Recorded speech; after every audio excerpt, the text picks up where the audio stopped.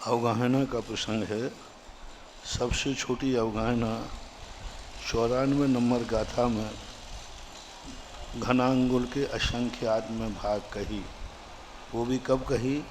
सूक्ष्म निगोदिया जीव अपर्याप्त तक तीसरे समय में जब वह उत्पन्न होता है, उत्पन्न के तीसरे समय में वह घनांगुल के असंख्यात में भाग अवगाहना बनाता है। उसके पहले की अवगाहना चूँकि पकड़ में नहीं आती, इतनी छोटी होती है, इसलिए उन्होंने तीसरे समय की अवगाहना ली। अब तीसरे समय की अवगाहना के बाद सूक्ष्म निगोदिया जीव जो चार्ट बनाया था ना 64 वाला, उस चार्ट में बात काय तक जाना है। सूक्ष्म निगोदिया जीव की अवगाहना घनांगुल के असंख्यात में भाग है। एक एक प्रदेश बढ़ाते बढ़ाते बढ़ाते बढ़ाते इतना बढ़ाना है कि उत्कृष्ट संख्यात,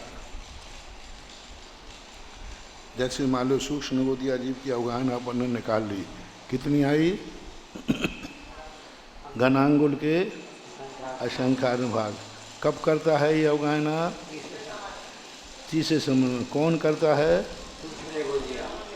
सूक्ष्म निगोदिया अपर्याप्त। सूक्ष्म निगोदिया अपर्याप्त दशा में तीसरे समय में जघन अवगाहना करता है। कितनी करता है? घनांगुल के असंख्य। अब इससे एक एक प्रदेश बढ़ता है, एक साथ कोई जीव नहीं बढ़ जाता है। जैसे अपन ने उदाहरण दिया ना, अपन लोग भी एक एक प्रदेश बढ़े हैं कि एक साथ बढ़े? एक एक प्रदेश बढ़े। पेड़ भी बढ़ता है तो एक एक प्रदेश बढ़ता है। अब वो एक एक प्रदेश बढ़ाते जाओ, कितना बढ़ाएं कितना बढ़ाएं, तो असंख्यात, जो उत्कृष्ट असंख्यात है, वहाँ तक उसकी वृद्धि करते जाओ, तहाँ तक पकड़ में नहीं आएगा। उत्कृष्ट असंख्यात बढ़ाने के बाद उसमें एक मिला देने पर असंख्यात भाग वृद्धि हुई। तो असंख्यात भाग वृद्धि, तो सूक्ष्म निगोदिया जीव घनांगुल के असंख्यात में भाग प्रमाण है। तो सूक्ष्म निगोदिया के बाद कौन सा भंग था? सूक्ष्म बात का है, वायु का है। कौन है? सूक्ष्म वायु का है। दूसरा नंबर था ना 64 में, बात का है। वो भी कौन है? सूक्ष्म बात वायु का है। वो भी अपर्याप्त तक है। अपर्याप्त तक जीव की अवगाहना कितनी हुई?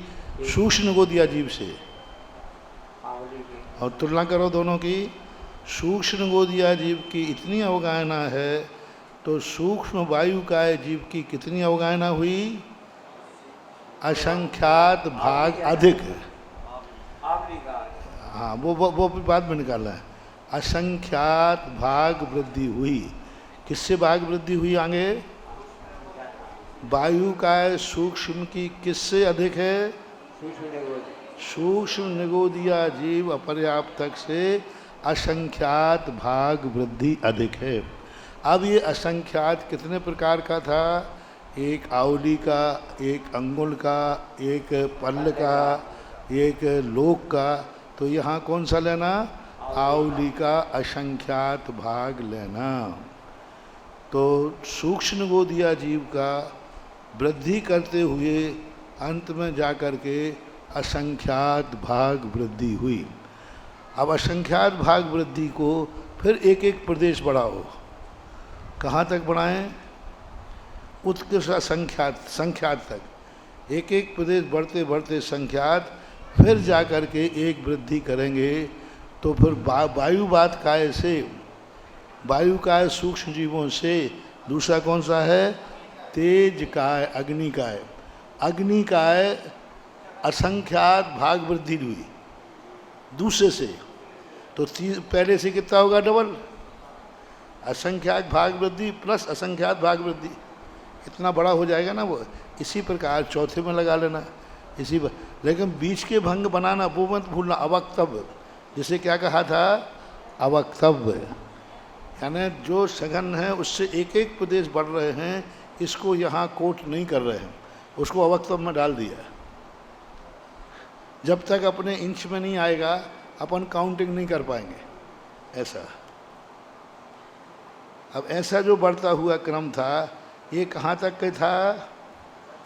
कौन से जीव समाज तक था? आवली वाला नहीं, वो तो असंख्य, नहीं नहीं नहीं, वो असंख्यात था। आवली वाला देखो कहाँ तक था, आवली के असंख्यात भाग की वृद्धि करते गए पृथ्वी काय तक, जघन्य तक। सुना कहाँ तक करना, पृथ्वी सूक्ष्म अपर्याप्त तक जघन्य तक आवली के असंख्य भाग की वृद्धि करना।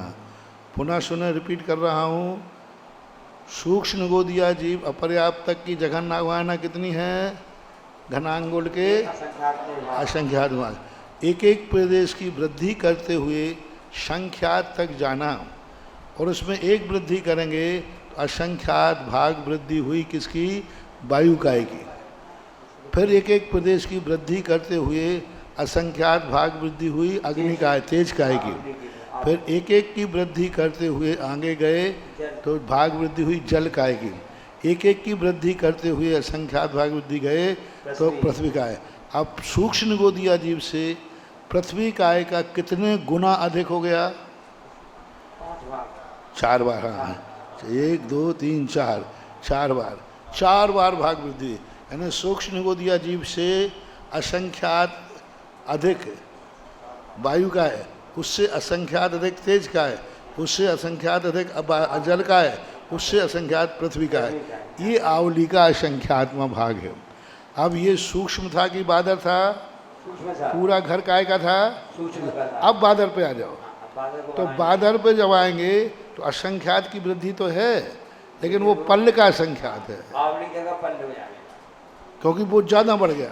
आवली ज़्यादा है कि पल्ल ज़्यादा है, पल्ल ज़्यादा है। तो अब पल्ल की असंख्यात की वृद्धि तो करेगा।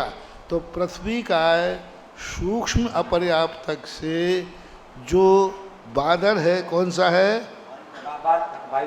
बादर वायु का है, क्योंकि वो बादर वायु का है जो इन्होंने लिया, क्योंकि बादर है वो, तो बादर वायु का है जघन्य पृथ्वी सूक्ष्म पृथ्वी काय से पल्ल के असंख्यात में भाग अधिक है। अब ये पल्ल का असंख्यात भाग करते जाओ करते जाओ करते जाओ, सब इसमें चल जाओ, आगे भी लेते जाओ, लेकर के 51 नंबर तक पहुंचना है। क्योंकि दो ही उन्होंने बताया, एक तो पल्ल का असंख्यात्म भाग और एक आवली का, दो ही असंख्यात भाग को यहाँ लिया है। और 51 तक इनका पल्ल का असंख्यात्म भाग की वृद्धि चलेगी। लेकिन वो हर बार देखना, अवक्तव्य को नहीं भूलना। हाँ, हर भंग के बाद अवक्तव्य नहीं भूलना, नहीं तो मामला गड़बड़ हो जाएगा।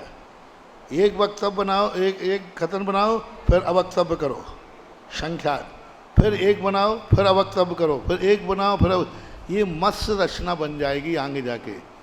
इसको टीकाकार लोग जो भारतीय ज्ञानपीठ वगैरह से निकाले ना, पंडित जी साहब टूरलमल जी वगैरह ने इसको मत्स्य रचना बनाई।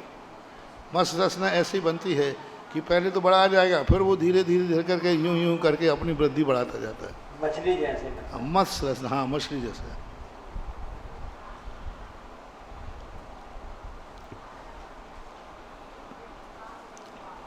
फिर 51 के बाद का जो प्रसंग था वो क्या बताया था, 52 तेंद्री वाला। तेंद्री से क्या शुरू हो गया था, 52 नंबर से क्या अंतर आया, पहला अंतर आया सूक्ष्म गोदिया जी से जब बादर आए, तो बादर क्या होगा, परपद। पहला खाना स्वयपद यानी सूक्ष्म गोदिया का, और दूसरा खाना आ गया परपद। परपद यानी बादर, सूक्ष्म था, बादर आ गया, बादर भिन्न होता है। अब ये बदलते बदलते 91 तक स्वपद चलेगा। फिर 51 के बाद जो 52 नंबर आया, ये फिर परपद आ गया। क्यों आ गया, अभी तक असंख्यात की वृद्धि चल रही थी, अब कितने की आ गई, संख्यात की आ गई। देखो ऐसा बैठा लो सर, बस दिमाग में बैठ जाएगा। ऐसे ग्रुप बना करके बैठा लो। इशारे ने इसलिए दी, सूक्ष्म गोदिया जीव का एक स्वपद बनाओ, फिर एक परपद बनाओ, और एक साथ जहाँ तक चले वे सब स्वपद हैं, और बदला हुई के परपद आ गया। तो 92 में संख्यात गुण वृद्धि, संख्यात भाग वृद्धि हुई। गुण वृद्धि नहीं, संख्यात भाग वृद्धि किससे अधिक हुई, उसके पहले दो इंद्री अपर्याप्त तक जघन, 2 इंद्री का पर्याप्त तक जघन 51 नंबर पे था। उससे इसने कितनी वृद्धि की, एक एक प्रदेश करके संख्यात भाग वृद्धि की। वहाँ भी एक एक प्रदेश बढ़ा, वक्त अब तो चालू रहेगा। फिर उसके बाद उसने संख्यात की एक वृद्धि की। अब जितने भंगांगे बचे उनके बाद शब में कितनी वृद्धि हुई है? संख्यात एक भाग वृद्धि हुई है। मोटा मोटा ये रूप है। अब इसी को अर्थ संदृष्टि में बहुत गहनता से समझाते हैं, एक एक प्रदेश करके। वो विषय थोड़ा क्लिष्ट है।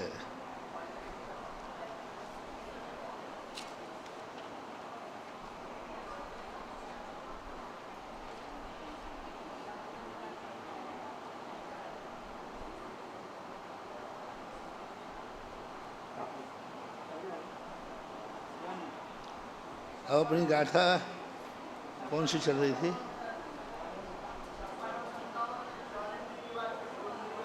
हाँ, जो अपन अभी हम समझा रहे थे ना, यही विषय अपन ने कल पढ़ा था। अवक्तव्यवाद अवक्तव्यवाद वही है, वही कथा है।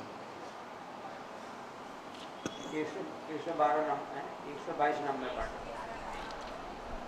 122 नंबर, 11 नंबर। ये तो अब 110 नंबर का विषय समझ में आ गया कि नहीं? हाँ। बिल्कुल हिसाब से जो कहते है, एक का निकालो, असंख्यात वृद्धि करो, फिर एक वक्तव्य बनाओ, फिर जाकर के संख्यात वृद्धि करो। ऐसा ये सारा वर्णन है। एवं उबरिम पदेश बड्ड कमो जहा जोगम सब बत्थे के कम जीव समान बेचाले। वही जो अभी मैं समझा रहा था, तो आचार्य महाराज एक उपसंहार में गाथा को सरल करके कहते हैं।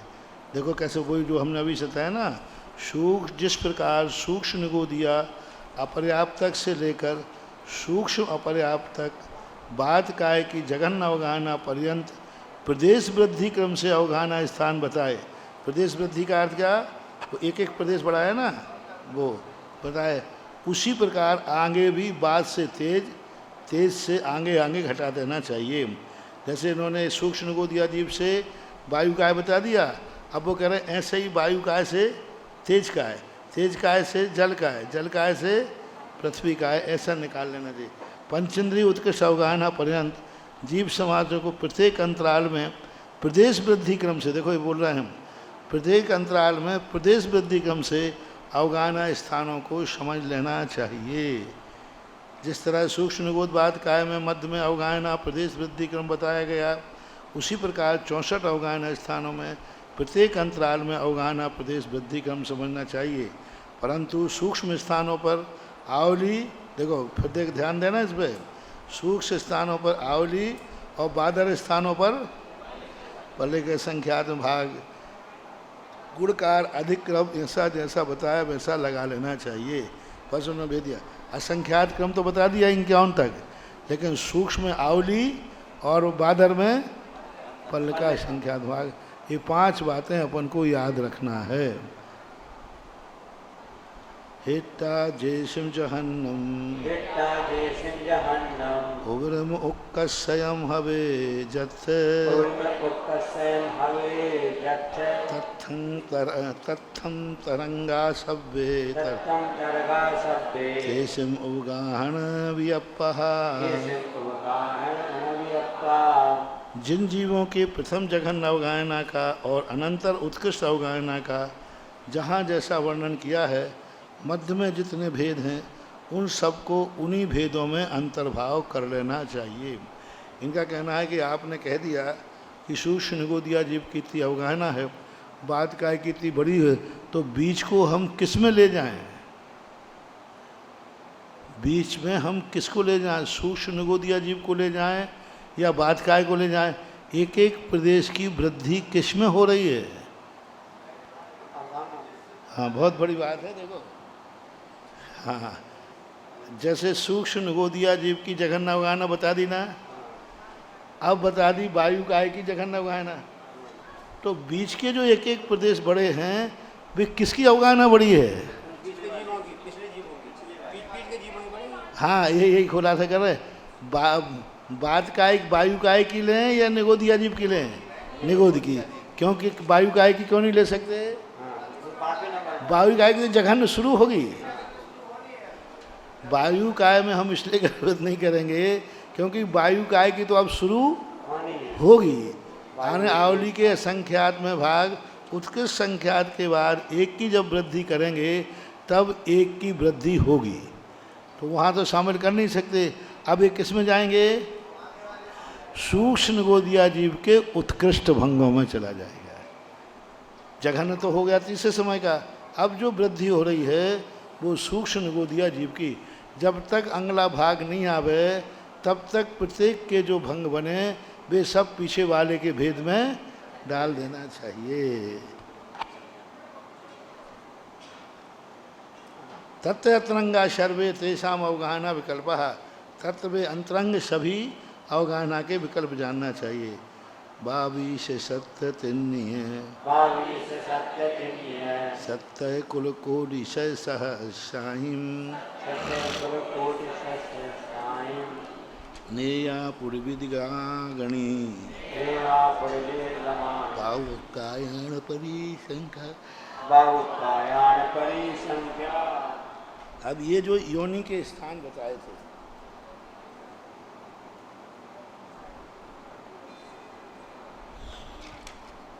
चौरासी लाख जो योनियां होती हैं उन जीवों के, यानी अभी जो अवगाहना अब चल रही है कुल कोटि।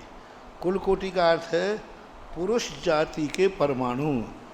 जब तक स्त्री जाति और पुरुष जाति के परमाणु नहीं मिलेंगे तब तक जीव की उत्पत्ति नहीं। चाहे कोई भी जीव हो, पेड़ पौधे, सम्मूर्छन भी हैं।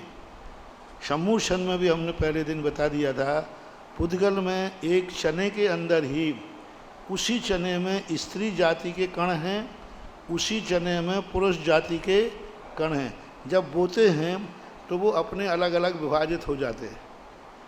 उसी में से जो पुरुष जाति का पराग बन जाता है और स्त्री जाति के परमाणु जहाँ वो फूल आता है उसी के नीचे हिस्से में उसका स्थान बनता है, और वो पराग जैसे गिरता है वहाँ बीज उत्पन्न हो जाता है, फली लग जाती है।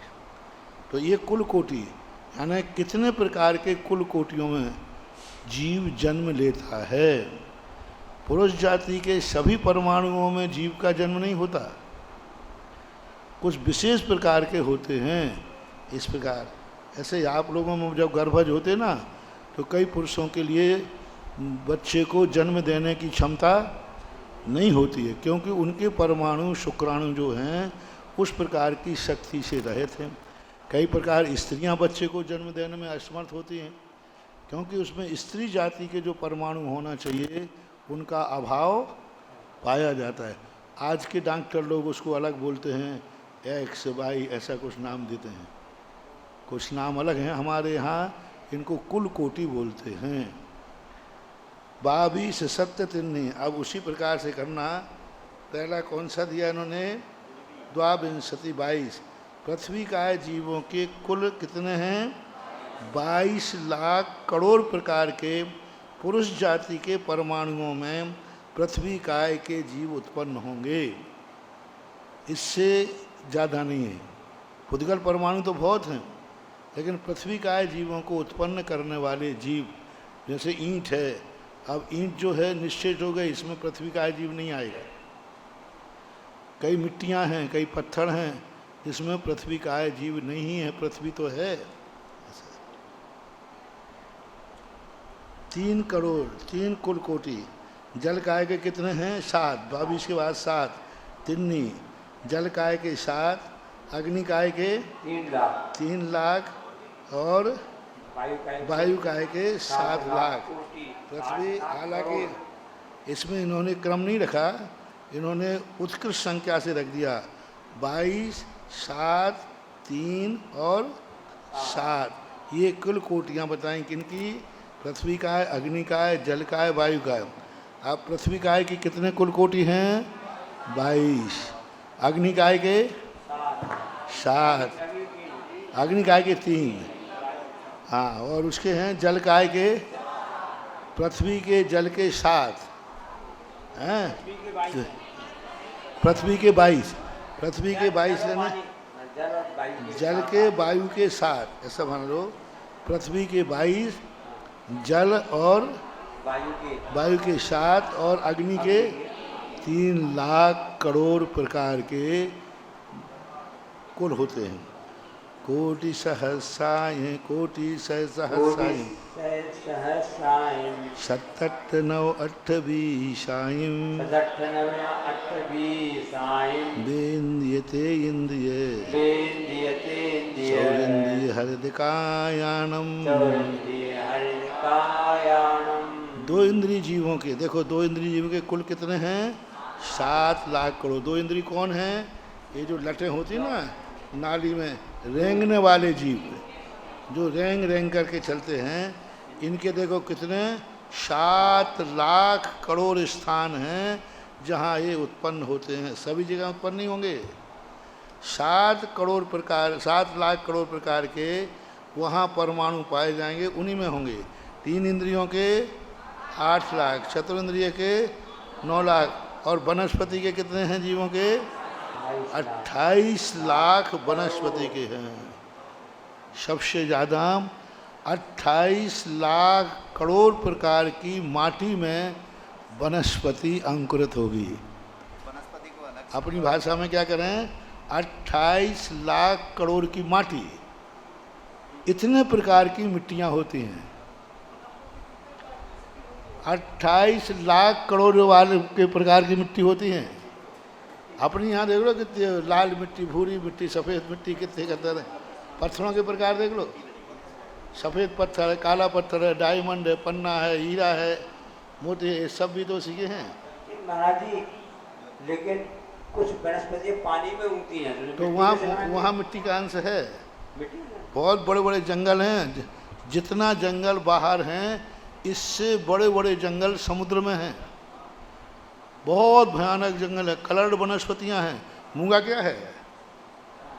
मूंगा वनस्पति है।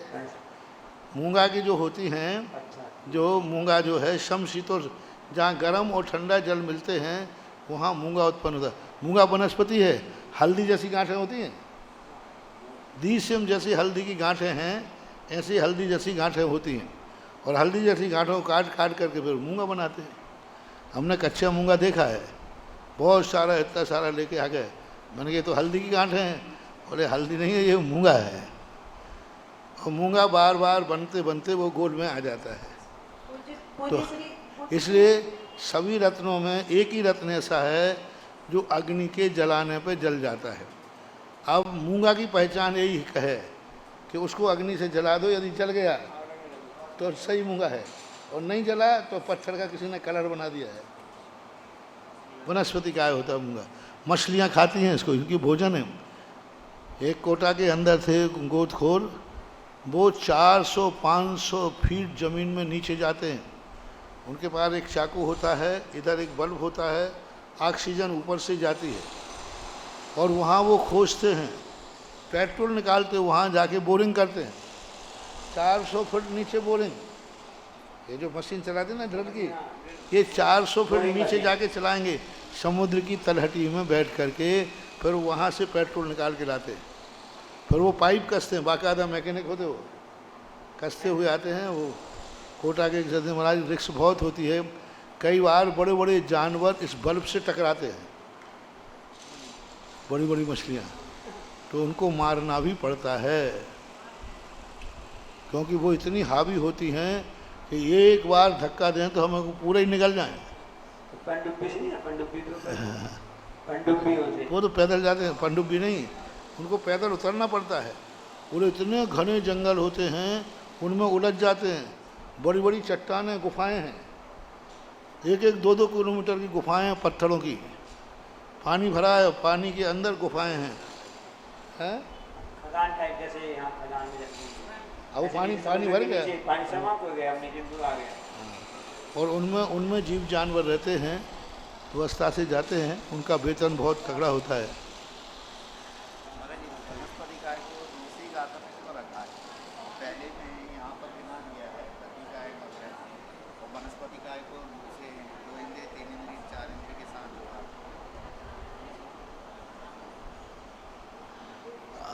हाँ ठीक है आपका कहना। जो पृथ्वी काय, जल काय, अग्नि काय के साथ में इनको अलग से क्यों रखा? 2 इंद्रिय 3 इंद्रिय के साथ अलग क्यों रखा?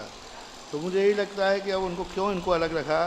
तो महाराज जी का कहना है कि पृथ्वी जल अग्नि वायु को तो एक गाथा में कह दिया, फिर 2 इंद्री 3 इंद्री के साथ कह करके और वनस्पति काय को यहाँ क्यों लाए। हरित कायानाम यानी एक इंद्री को एक इंद्री के साथ रखना चाहिए था। हाँ, बात बिल्कुल प्रश्न सही है आपका, रखना चाहिए। अब अपन को नेमीचंद महाराज मिलेंगे, लिख लेना, ये पूछेंगे अपन। कब पूछेंगे? ये आपने बना कब पूछेंगे? अरे मिलेंगे, ऐसे थोड़ी नहीं मिलेंगे, मिलेंगे कहीं ना कहीं रखना है। अभी वे मोक्ष तो चले नहीं गए, पक्का है। जितने आचार्य हैं कुंद कुंद स्वामी से भद्रभाऊ स्वामी से, ये सब अपन को मिलेंगे, एक एक करके मिलेंगे।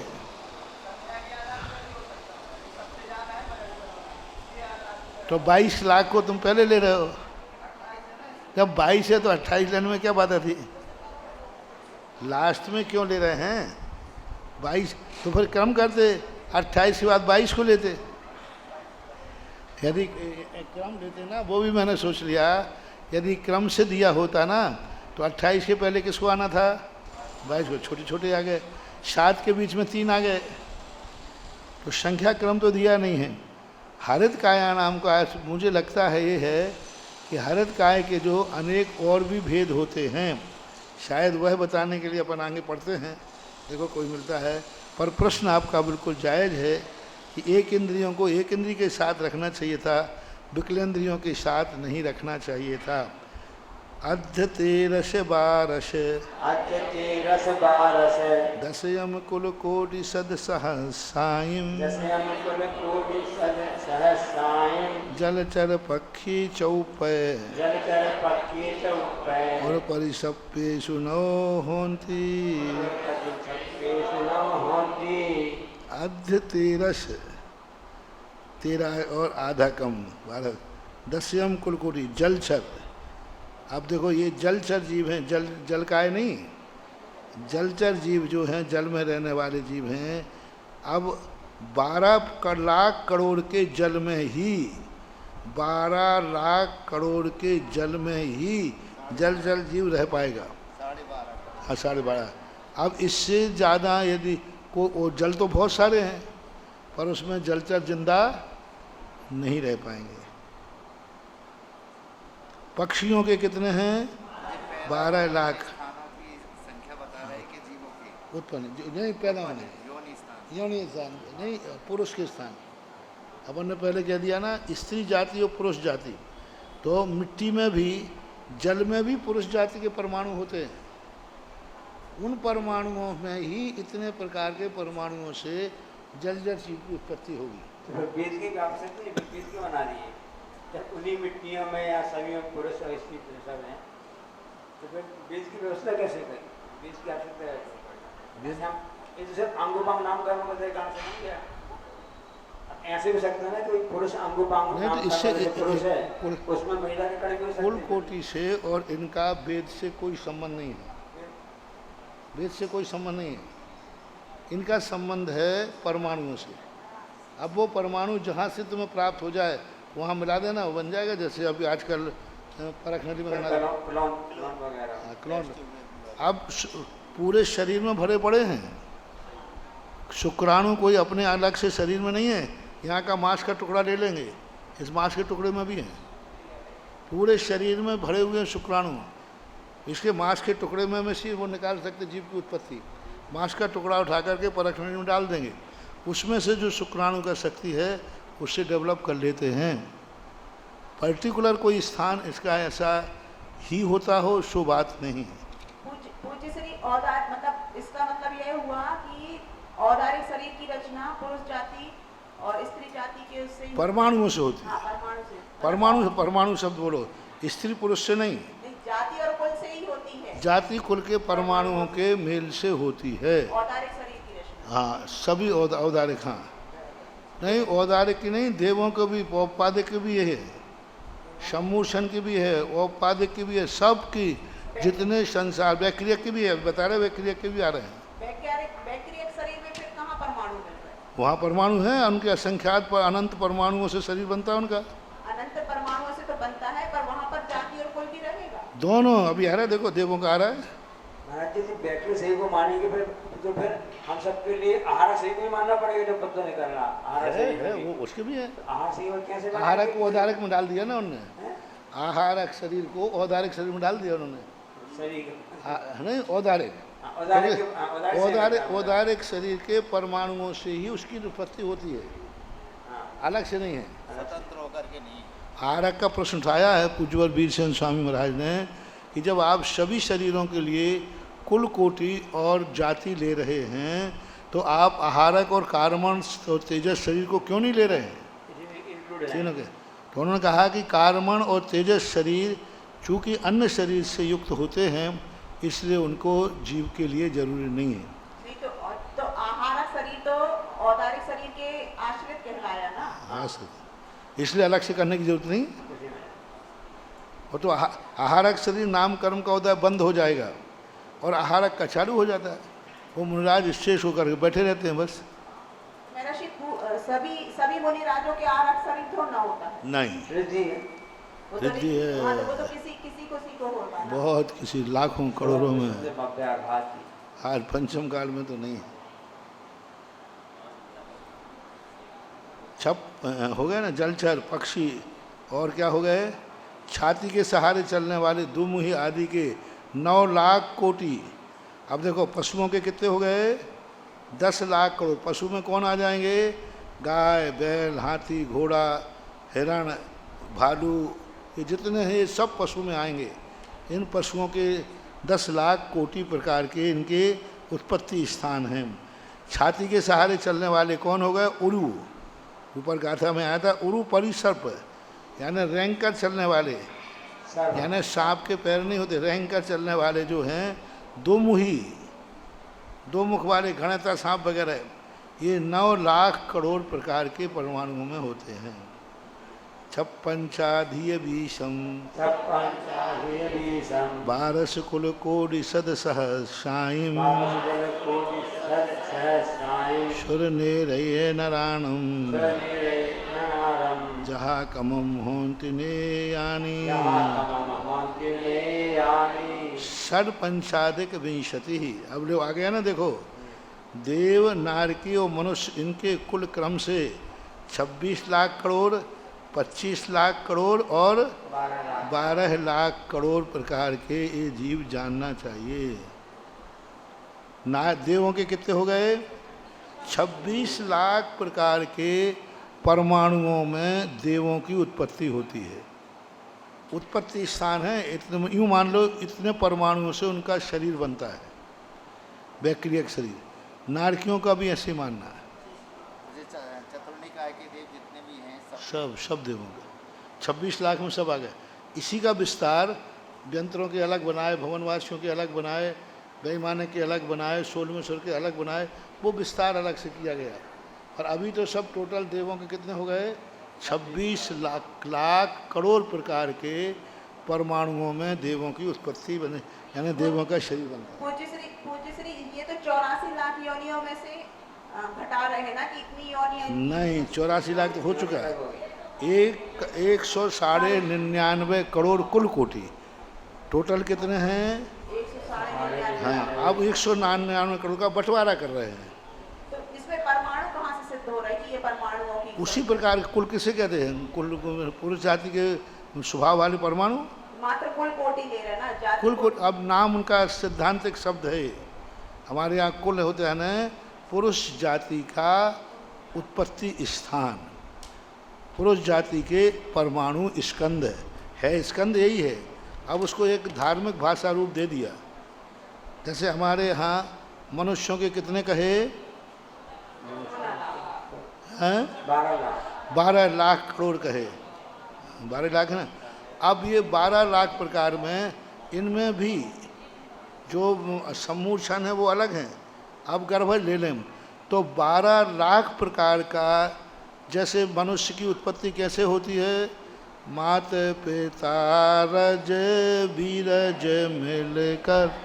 अब ये 12 लाख करोड़ प्रकार के शुक्राणु मानो। मैंने जिसमें लिखा है मूलाचार के टीका के अनुसार शरीर के भेद के कारणभूत फिर नौका वर्णा के भेद को कुल कहते हैं। हाँ, कोई परमाणु वर्गण करो स्कंद। तो अब इतने पुरुष हैं सारी दुनिया में, चाइना भी हैं, साउथ इंडिया भी हैं, नेपाली भी हैं, ये हैं, तो 12 लाख करोड़ के शुक्राणु होते हैं, उनमें जीव आएगा। इससे अलग जीव आएगा तो उसमें जीव की उत्पत्ति नहीं होगी। जैसे हमने कहा कई पुरुष को डॉक्टर कहते थे तुम्हें जीव को उत्पन्न करने की शक्ति नहीं है, क्योंकि उनके अंदर जो शुक्राणु हैं, जो वीर्य है, वो 12 करोड़ के अंतर्गत नहीं है। 12 करोड़ प्रकार में ही जीव उत्पन्न होगा।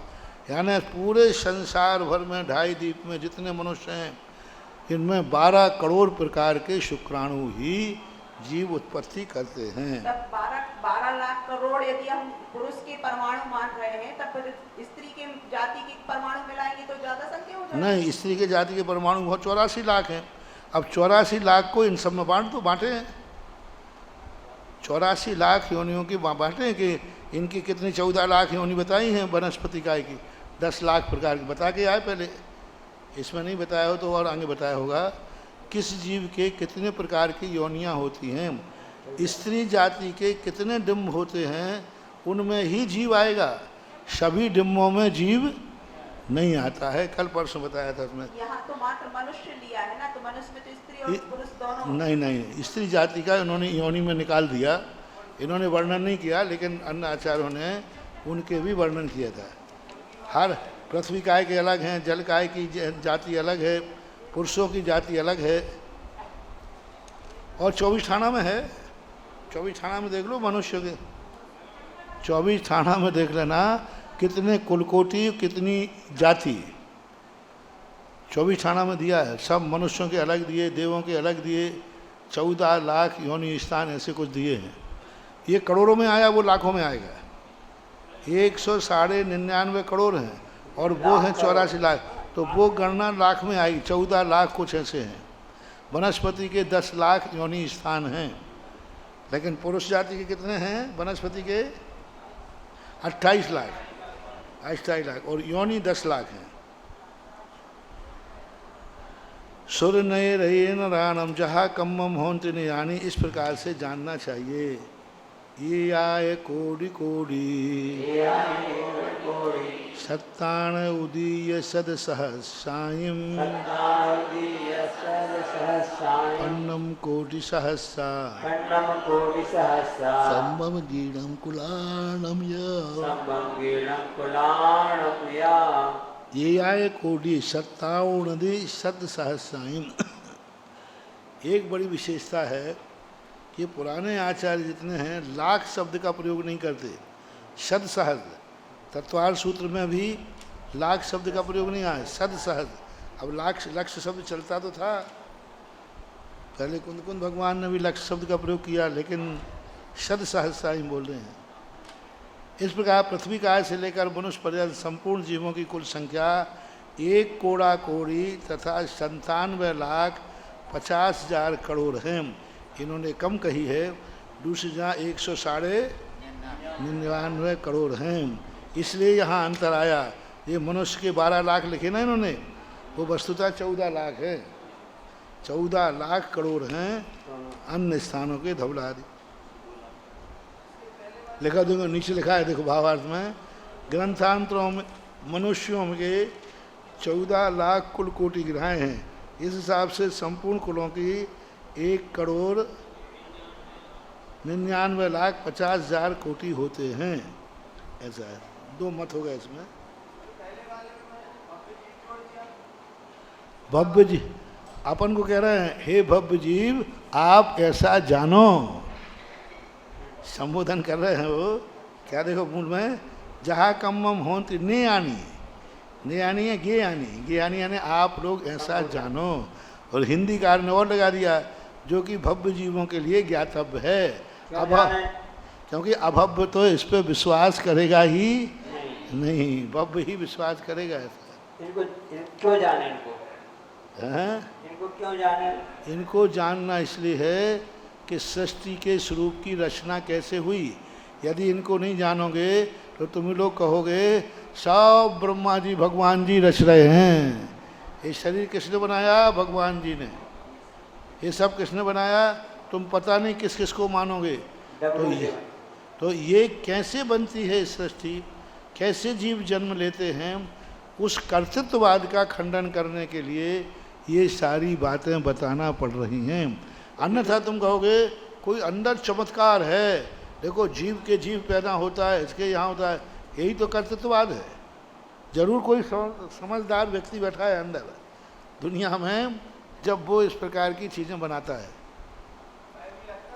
वैराग्य के लिए ये भी, कर्तृत्ववाद का खंडन इसी से होता है। वैराग्य के लिए भी कहा गया है, ये सब सुन करके वैराग्य। हाँ, शरीर के प्रति राग नहीं हो, शरीर को ही देह, आत्मा को ही शरीर मान लेते हैं।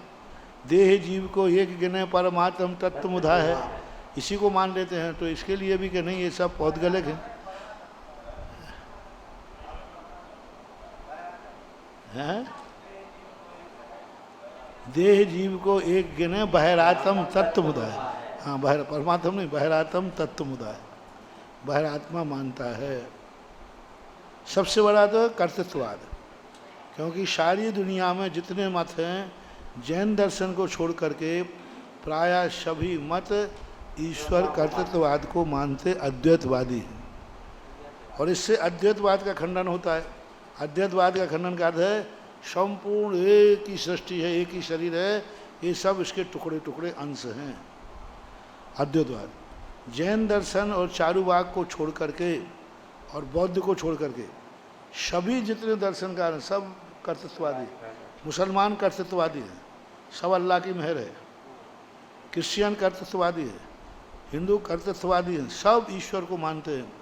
ईश्वर नाम की महाशक्ति है, वही इस सारी सृष्टि का संचालन करती है। और अपने यहाँ ऐसा है नहीं, किन्हू न करे न धरे को षड द्रव्य मही न, कोई इसका कर्ता धरता नहीं है। 6 द्रव्यों से ही इस पृथ्वी का निर्माण हुआ, ऐसा 6 ढाला में कहा।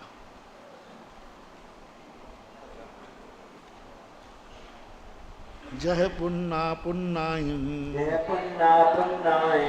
ये गड बत्थायियायम बत्थादियायम दवायम जह पुण्यधरा जीवा अज्जतिधरा मुने अभ्यो। करना है आगे के रहने, पढ़ना नहीं, आगे पढ़ना है।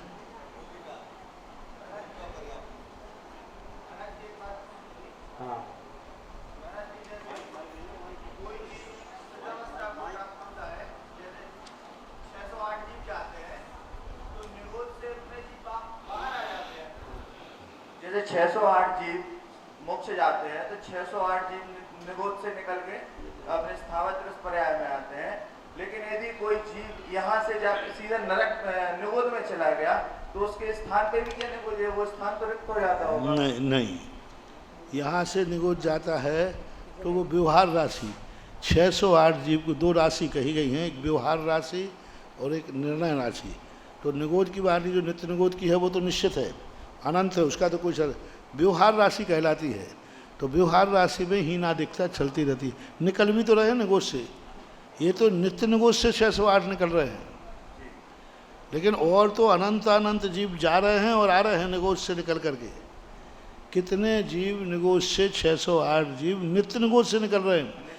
इतर निगोद में तो अनंत अनंत जा रहे हैं प्रति समय और अनंत अनंत आ रहे हैं, अनंत अनंत। विग्रह गति के अंदर जब अंतर प्रूपणा घटाते हैं तो विग्रह गति में अनंत अनंत जीव निरंतर हाउसफुल चलती है विग्रह गति। एक सुई रखने का स्थान नहीं है जहाँ पर मरे हुए जीवों का आना जाना नहीं हो। अनंत अनंत जीव पूरे 3 लोक में ठसाठस आ रहे हैं, जा रहे हैं, टकरा रहे हैं, पर बाधित नहीं कर रहे हैं।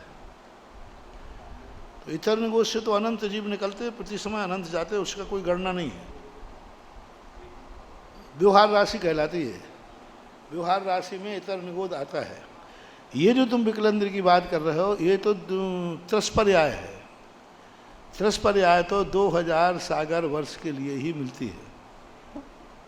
2 इंद्री 3 इंद्री 4 इंद्री 2000 सागर वर्ष के बाद या तो मोक्ष जाएगा या एक बार निगोच जाएगा।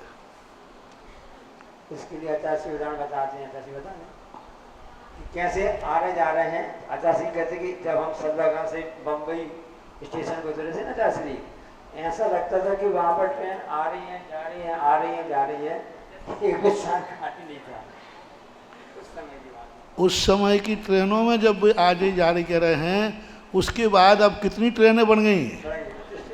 सन 1968 में कितनी ट्रेनें थी? 66 की। और आज कितनी गुनी ट्रेनें बन गई? अब तो इतनी आ रही जा रही कि वहाँ गर्दन लचक जाएगी। अब तो नीचे एक ट्रेन नीचे चल रही है, एक ऊपर चल रही है। मेट्रो जय पुण्य अपुण्य, यानी जो पुण्य और अपुण्य कैसे होते हैं? जैसे ग्रह घट बत्थाए या दब्बाइम, जैसे घड़ आदि हैं, कोई आधा बना है, कोई पूरा बना है, कोई पौन बना है, ऐसे भी रहते। ऐसे ये शरीर होते हैं, कोई जीव आधा शरीर बनाते हैं, कोई पूरा बनाते हैं, ऐसा। इसलिए इनको पूर्ण और इतर अपर्याप्तक बोलते हैं। कितनी पर्याप्तियाँ होती हैं? पर्याप्त प्रकार के 2 प्रकार की पर्याप्ति, एक पर्याप्तक और एक अपर्याप्तक का रहित नहीं। अरे रहित नहीं, आधा, पूर्ण नहीं करना। आहार शरीर इंद्रिय आहार शरीर इंद्रिय पज्जति आन पान भाषमणो पद्धति आन पान भाषमणो चत्तारी पंच छप्य चत्तारि पंच छप्य इंद्रिय वियल सन्नीनम। संगीनम। आहार शरीर इंद्रिय, आहार पर्याप्ति, शरीर पर्याप्ति, इंद्रिय पर्याप्ति और आन पान पर्याप्ति, भाषा पर्याप्ति और मन पर्याप्ति। कितनी हो गई ये? 6 पर्याप्ति। पर्याप्तियाँ किसे कहते हैं बस इतनी समझो। शरीर को बनाने के लिए मटेरियल, ये शरीर पर्याप्ति है। आँखों को बनाने के लिए मटेरियल, सभी मटेरियल आँखों के यहाँ नहीं लगेगा। यहाँ मटेरियल लगा, इसमें देखने की क्षमता, तो आँखों में वो परमाणु ग्रहण करना दुनिया में जिसमें देखने की क्षमता हो। कानों का परमाणु, अब सुनने वाले परमाणु ही सुन सकेंगे, कोई दूसरे परमाणु डाल दें वहाँ तो ये कहलाती पर्यावरण परमाणु। जिसकी रचना करना है उसके योग खोज करके उन्हीं परमाणुओं को ग्रहण करना, वो कहलाते हैं पर्याप्तियाँ। इसके लिए अच्छा सी उदाहरण दे दे, बता महाराज, खूब अच्छा उदाहरण दे दे। आप लोग के मतलब है चौके का है, तो अच्छा सी कहते हैं देखो, जैसे आपको पूड़ी बनाना है तो पूड़ी का आटा अलग होगा, रोटी बनाना, रोटी का आटा अलग प्रकार का होगा, इतना मोटा। और आपको बाटी बनाना है तो बाटी वाला आटा। इस प्रकार से एक इंद्रिय की कितनी होती हैं? जो 4 पर्याप्ति, कम से कम 4 पर्याप्ति तो होंगी। 2 इंद्रिय की 5 आदि करके 2 इंद्रिय 3 इंद्रिय और 6 हो जाएंगे, क्योंकि भाषा ही चलेगी। 2 इंद्रिय 3 इंद्रिय और 7 इंद्रिय की 1 पर्याप्ति नहीं। ये इनमें से एक इंद्रिय जीव की तो 4 पर्याप्ति मानना। 4 पर्याप्ति सुनो कौन सी हैं? आहार पर्याप्ति, शरीर पर्याप्ति और इंद्रिय पर्याप्ति और ये आन पान, ठीक है। ये 4 पर्याप्तियाँ एक इंद्रिय की पाई जाती हैं। अब 2 इंद्रिय के भाषा पर्याप्ति, 2 इंद्रिय से क्या हो जाता है? 2 इंद्रिय 3 इंद्रिय और 4 इंद्रिय तक भाषा पर्याप्ति ही होगी, अन्य कोई पर्याप्ति नहीं है। और जैसे ही संग पंचेंद्रिय में जाएगा तो कितनी पर्याप्ति हो गई? संगी पंचेंद्रिय में, संगी पंचेंद्रिय में मनः पर्याप्ति आ जाएगी, असंगी में नहीं। ठीक है, 5 हो गए। संगी पंचेंद्रिय पर्याप्तक के 6, पंचेंद्रिय से लेकर 2 इंद्रिय तक 5 भाषा और 1 इंद्रिय के 4 पर्याप्ति, ऐसा बैठा लेना चाहिए।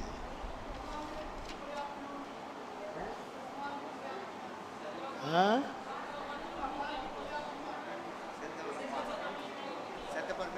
सिद्ध परमेष्टि के शरीर ही नहीं है तो काय के करते हो? शरीर है तो पर्याप्तियाँ हैं। शरीर ही नहीं, उनके ज्ञान शरीरी, त्रिविध कर्म और अशरीरी हैं। मैंने पहले कहा ना, पर्याप्तियाँ शरीर के निर्माण करने के लिए मटेरियल इकट्ठा करती हैं। सिद्ध भगवान शरीर रहित होते हैं। और तीन शरीर में ही पर्याप्तियाँ होती हैं, औदारिक, वैक्रियक और आहारक। कार्मण तेजस में भी नहीं होती, क्योंकि नौ कर्म नहीं है वहाँ पर। क्या कहना चाह रहे हैं?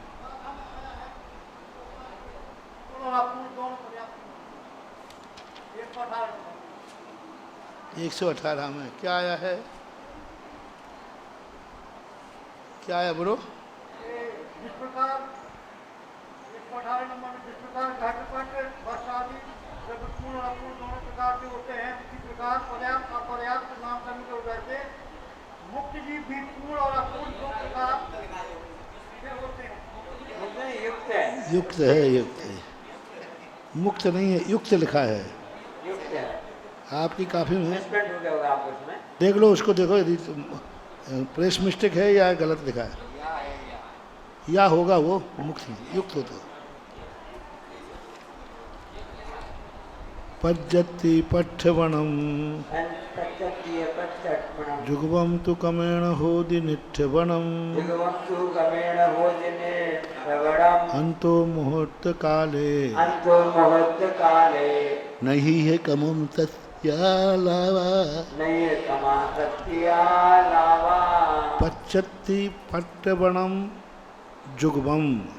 पर्याप्तियों की प्रतिस्थापना शुरू एक साथ होती है। जो इंद्रिय की, जो जीव की जितनी पर्याप्ति नाम कर्म का उदय लेके आया है, जन्मते ही सबकी एक साथ शुरू हो जाएगी। कमेण होदि निठ्ठवणम, लेकिन उनकी पूर्णता क्रम से होती है। 6 पर्याप्ति वाला कोई जीव आया तो 6 पर्याप्ति एक साथ कर लेगा, लेकिन पहले आहार पर्याप्ति होगी, फिर जाकर के शरीर पर्याप्ति होगी, फिर इंद्रिय पर्याप्ति, फिर भाषा पर्याप्ति, आन पान पर्याप्ति, फिर भाषा और फिर मन। लेकिन सभी का काल कितना है? अंतो मुहूर्त कालेन अहिया कमा तत्ती अलावा।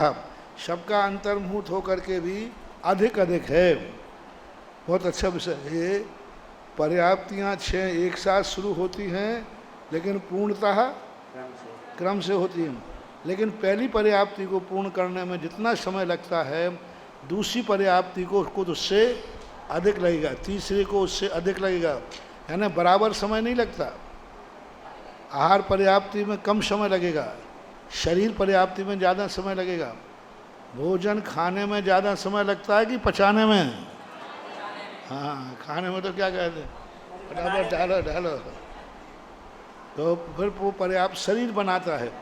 तो शरीर बनाने के बाद इंद्रियों के तरफ जाने में, शक्ति जाने में समय लगता है। इस प्रकार से पर्याप्ति एक साथ होती है, क्रम से पूर्ण होता है। और प्रत्येक पर्याप्ति को एक एक अंतर मुहूर्त लगता है, लेकिन परस्पर की अपेक्षा में अधिक अधिक समय जानना चाहिए। पूज्य श्री अनंत प्रभु का श्वासोच्छ्वास तो होता नहीं, फिर उनकी पर्याप्ति क्यों मानी गई है?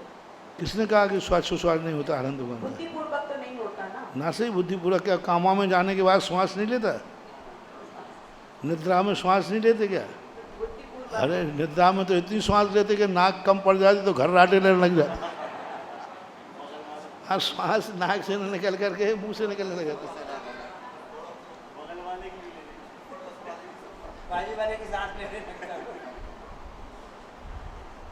तो अनंतों के श्वासोच्छ्वास है, बुद्धिपूर्वक नहीं चलती है, लेकिन ऑक्सीजन तो वो भी लेते हैं। पज्जत्तस्य उदये निये निये पज्जत्ति निठ्ठदो होदि जाव शरीरम पुण्यम निबत्ति अपुण्यगो ताव। पर्याप्ति नाम कर्म के उदय से नीनीय पर्याप्ति अपनी अपनी पर्याप्ति को निर्दिष्टित करता है। जाव शरीरम पुण्यम, और जब तक वो शरीर पर्याप्ति को पूर्ण नहीं कर लेता है, शरीरम अपुण्यम निवृत्ति अपुण्यगो जागो, वह निर्वृत्ति अपर्याप्तक आता है ना। निर्वृत्ति अपर्याप्तक कौन है? जिसने, अब देखो यहाँ ऐसे लमाना, कौन सी पर्याप्ति पूर्ण नहीं हुई है तब वो निवृत्ति पर्याप्तक है, शरीर पर्याप्ति। तो इसका अर्थ है आहार पर्याप्ति पूर्ण हो चुकी है, यानी जिसने आहार पर्याप्ति पूर्ण कर ली है, क्योंकि पर्याप्ति क्रम से होगी पूर्ण के एक साथ, लेकिन प्रारंभ एक साथ होगा पूर्णता। तो अब इन्होंने कहा पर्याप्ति अपर्याप्ति का। तो निर्वृत्ति पर्याप्तक किसे कहते हैं? जिसने पहली पर्याप्ति पूर्ण कर ली। पहली पर्याप्ति कौन सी है? आहार। लेकिन शरीर पर्याप्ति शुरू तो कर दी थी। शुरू तो कब कर दी थी? आहार के साथ में ही शुरू कर दी थी, लेकिन अभी शरीर पर्याप्ति क्रम से आएगा। आहार पर्याप्ति पूर्ण की है, शरीर पर्याप्ति अभी पूर्ण नहीं हुई है, उसको बोलते हैं निर्वृत्ति पर्याप्ति। लेकिन करेगा नियम से, मरेगा नहीं। अब आहार पर्याप्ति जब तक पूर्ण नहीं हुई तब तक जीव मरना चाहे तो मर सकता है, लेकिन जैसे ही आहार पर्याप्ति पूर्ण कर ली तैसे वो शरीर पर्याप्ति पहुँचेगा। अब कोई भी कितना भी धक्का लगे, कोई कितना भी जहर पिला दे, तो भी वह मरेगा नहीं जब तक पर्याप्तियाँ पूर्ण नहीं कर लेगा, क्योंकि निर्वृत्ति पर्याप्तक में मरण नहीं होता है। छोटा सा काल है, बहुत छोटा सा, इतनी चुटकी बराबर बराबर। जाओ शरीर अपन्नम निवृत्ति अपन्न को जाओ, उसे निर्वृत्ति अपर्याप्तक कहते हैं। बस। तो